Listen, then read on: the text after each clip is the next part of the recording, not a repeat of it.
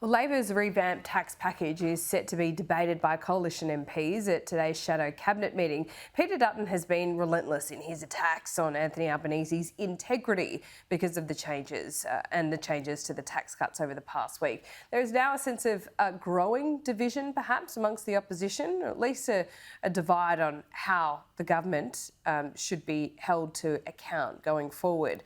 What do voters think about the changes, though? Do they think enough is being done to tackle the cost of living crisis? Joining me now is Redbridge Group Director Simon Welsh. Simon, thanks so much for your time. First of all, I just wanted to see if so far as you can, there was a report in the AFR today that essentially this decision was made by the government because there was internal polling showing that Anthony Albanese and Labor's popularity was on the slide ever since the Voice debate and ahead of the Dunkley by-election. Is that with what your research has been saying too? Yeah, thanks, Laura. Yeah, I think it's interesting. I mean, I can't speak at all to internal polling by the government, but certainly what we've seen is that where the Labor vote was softening is the very areas that these tax cuts now speak to very directly. We saw the vote softening in sort of those lower to middle income, suburban, particularly men. How soft was it? Look, it was losing a few percentage points. I can't remember the numbers off the top of my head, but it would have been enough. If they were seeing similar trends to what we were seeing, it would have been enough to start to concern them that the Liberals' turn to the suburbs type strategy was biting. And certainly, you know, the referendum, not so much the referendum result or even the topic of the referendum, the perceived distraction of the referendum was certainly what started the kind of rot in that cohort. But it is, of course, now the cohort that probably stands to benefit the most from these particular tax cuts that we're looking at. So I can't speak to the reasons behind it, but certainly from the helicopter view, strategically, it makes good political sense. For the lower income end, we're talking about an extra $16 a week. Does that really solidify that vote? I think that's the big question here. Is certainly self-interest is the ultimate rationalisation of anything. So I think the integrity attacks are a bit blunted at the moment because of that. One person's broken promises, another person's brave decision, if it benefits me. The big issue is, as this starts to play out now over a few weeks, it starts to become more explained. People start to tune in because people haven't really started to tune in yet. Is it enough? And look, I don't have an answer for that yet, but I think that is the big question to watch.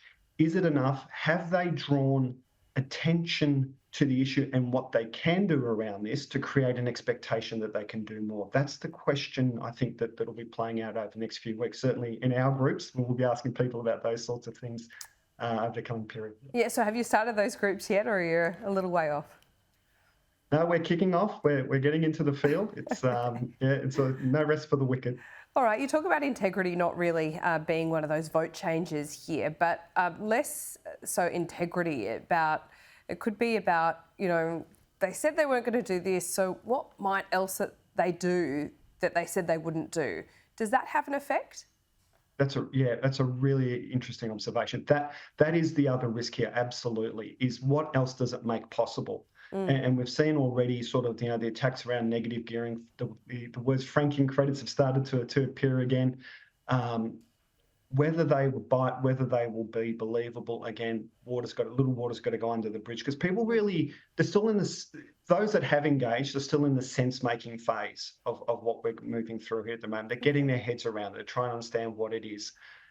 Once that process comes through, then they'll start to sort of make decisions about where this could lead and what else is possible. So they're the really key questions that we'll be monitoring, and particularly monitoring in the lead up to the Dunkley by-election. The Dunkley by-election is going to give us a really good read on how this has landed, because that it's almost like a custom-made policy for that. I was just about to say that. Outer suburbs, marginal seat was held by, a popular Labor MP. She's died in tragic circumstances. Before her, it was held by a popular Liberal MP. And these tax cuts, as you say, Simon, are tailor-made for that demographic. So all of that said, Labor really needs to at least maintain that margin for these to be an early success, wouldn't you say? They'd certainly have to hold the seat. I think if the Liberals can claw back the seat, what it does is it starts to validate their strategy, and you'll see them grow in confidence and grow some of those. I mean, you talked in the intro about some of those internal divisions and tensions that exist within the party, within all parties.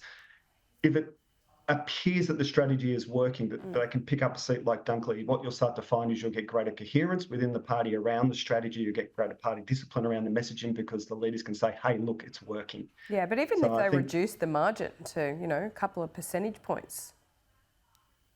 Yeah, well, there isn't a huge margin to reduce. What is it, 6.2%? I mean, if they reduced it to 3 to an ultra marginal, it wouldn't be such a great story to tell for Labor, would it? I think he'd take a hold. I think there's probably two stories here. There's a public story, and both sides will be trying to contest and tell the public story of what the result means. Yeah. Internally, I think Labor would look at that and go, a by-election, sit-in government, what we've been through over the last sort of 12 months with the cost of living, I think we'll take that. I think we'd take any win, and sort of see that as, okay, maybe that's our low point. We've now got this tax policy in place. Let's build on that and try and grow from there. So I think internally, as long as they hold it, I don't think the government would be panicking.